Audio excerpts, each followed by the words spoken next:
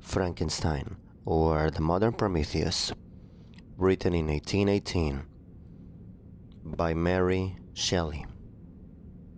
That is Mary Wollstonecraft Shelley. Chapter number 1. I am by birth a Genevese, and my family is one of the most distinguished of that republic. My ancestors had been for many years councillors and syndics, and my father had filled several public situations with honor and reputation. He was respected by all who knew him for his integrity and indefatigable attention to public business. He passed his younger days perpetually occupied by the affairs of his country. A variety of circumstances had prevented his marrying early, nor was it until the decline of life that he became a husband and the father of a family. As the circumstances of his marriage illustrate his character, I cannot refrain from relating them. One of his most intimate friends was a merchant who, from a flourishing state, fell, through numerous mischances, into poverty. This man, whose name was Beaufort, was of a proud and unbending disposition and could not bear to live in poverty and oblivion in the same country where he had formerly been distinguished for his rank and magnificence. Having paid his debts, therefore, in the most honorable manner, he retreated with his daughter to the town of Lucerne, where he lived unknown and in wretchedness. My father loved Beaufort with the truest friendship and was deeply grieved by his retreat in these unfortunate circumstances. He bitterly deplored the false pride which led his friend to a conduct so little worthy of the affection that united them. He lost no time in endeavoring to seek him out, with the hope of persuading him to begin the world again through his credit and assistance. Beaufort had taken effectual measures to conceal himself, and it was 10 months before my father discovered his abode.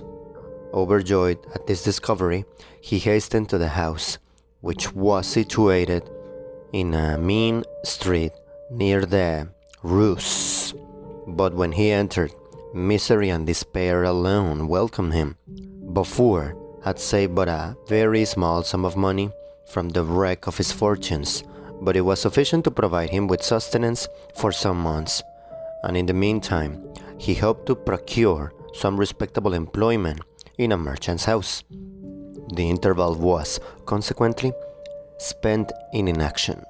His grief only became more deep and rankling when he had leisure for reflection, and at length it took so fast hold of his mind that at the end of the 3 months he lay on a bed of sickness, incapable of any exertion.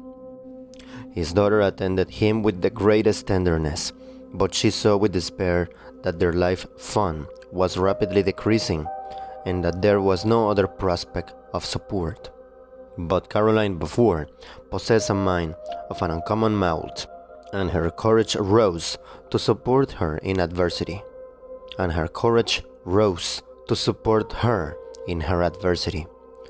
She procured plain work. She played at straw and by various means contrived to earn a pittance scarcely sufficient to support life. 7 months passed in this manner. Her father grew worse. Her time was more entirely occupied in attending him. Her means of subsistence decreased, and in the 10th month her father died in her arms, leaving her an orphan and a beggar. This last blow overcame her, and she knelt by Beaufort's coffin, weeping bitterly. When my father entered the chamber, he came like a protecting spirit to the poor girl, who committed herself to his care, and after the interment of his friend, he conducted her to Geneva and placed her under the protection of a relation. 2 years after this event, Caroline became his wife. There was a considerable difference between the ages of my parents, but this circumstance seemed to unite them only closer in bonds of devoted affection. There was a sense of justice in my father's upright mind, which rendered it necessary that he should approve highly to love strongly. Perhaps during former years he had suffered from the late discovered unworthiness of one beloved, and so was disposed to set a greater value in tried worth.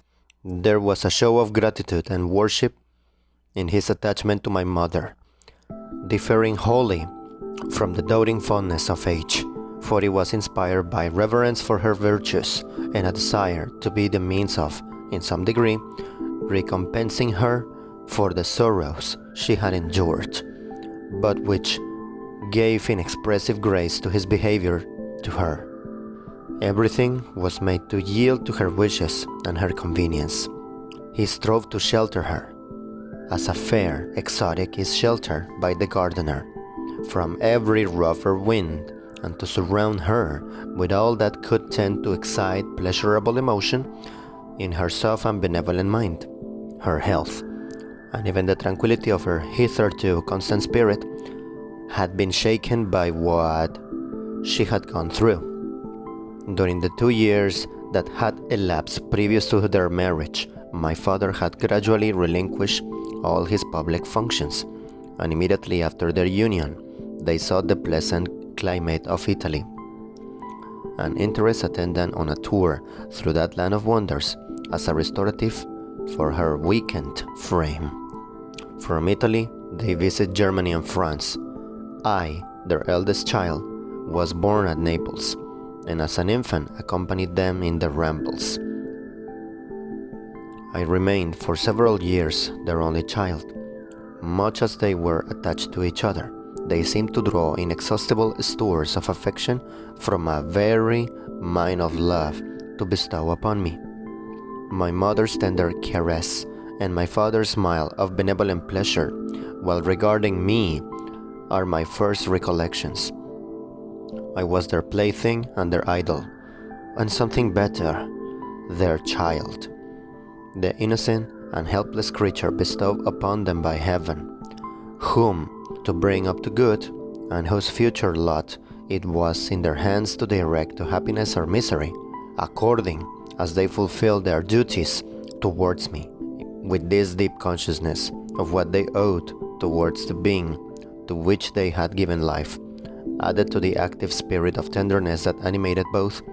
It may be imagined that while during every hour of my infant life I received a lesson of patience, of charity, and of self-control, I was so guided by a silken cord that all seemed but one train of enjoyment to me.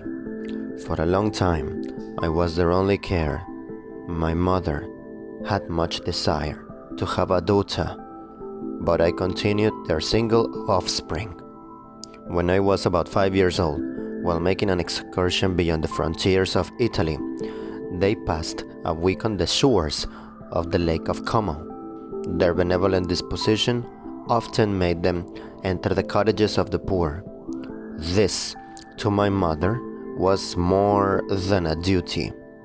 It was a necessity, a passion, remembering what she had suffered and how she had been relieved, for her to act in her turn the guardian angel to the afflicted. During one of their walks, a poor cot in the foldings of a veil attracted their notice as being singularly disconsolate, while the number of half-clothed children gathered about it spoke of penury in its worst shape. One day, when my father had gone by himself to Milan, my mother, accompanied by me, visited this abode. She found a peasant and his wife, hard working, bent down by care and labor, distributing a scanty meal to 5 hungry babes. Among these, there was one which attracted my mother far above all the rest. She appeared of a different stock.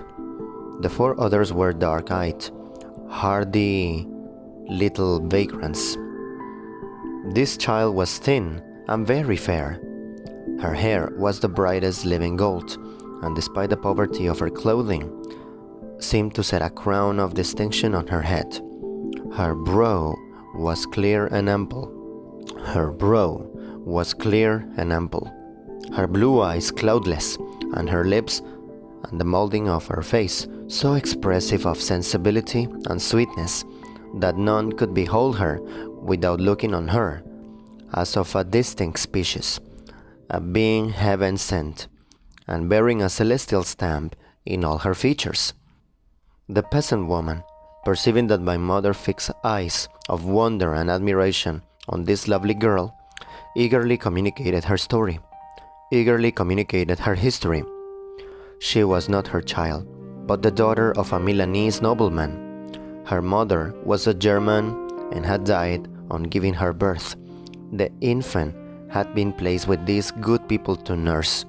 They were better off then. They had not been long married, and their eldest child was but just born. The father of their charge was one of those Italians nursed in the memory of the antique glory of Italy, one among the schiavi ognor frementi, who exerted himself to obtain the liberty of his country. He became the victim of its weakness. Whether he had died or still lingered in the dungeons of Austria was not known. His property was confiscated. His child became an orphan and a beggar. She continued with her foster parents and bloomed in the rude abode, fairer than a garden rose among dark-leaved brambles. When my father returned to Milan, he found playing with me in the hall of our villa a child fairer than pictured cherub, a creature who seemed to shed radiance from her looks and whose form and motions were lighter than the chamois of the hills. The apparition was soon explained. With his permission, my mother prevailed on her rustic guardians to yield their charge to her. They were fond of the sweet orphan. Her presence had seemed a blessing to them, but it would be unfair to keep her in poverty and want when Providence afforded her such a powerful protection. They consulted their village priest, and the result was that Elizabeth Lavenza became the inmate of my parents' house, my more than sister, the beautiful and adored companion of all my occupations and my pleasures. Everyone loved Elizabeth. The passionate and almost reverential attachment with which all regarded her became, while I shared it, my pride and my delight. On the evening previous to her being brought to my home, my mother had said playfully, "I have a very present for my Victor. Tomorrow he shall have it." And when on the morrow she presented Elizabeth to me as her promised gift, I, with childish seriousness, interpreted her words literally and looked upon Elizabeth as mine to protect, love, and cherish. All praises bestowed on her I receive as maids to possession of my own. All praises bestowed on her I receive as maid to a possession of my own. We call each other familiarly by the name of cousin. No word, no expression could body forth the kind of relation in which she stood to me, my more than sister, since till death she was to be mine only.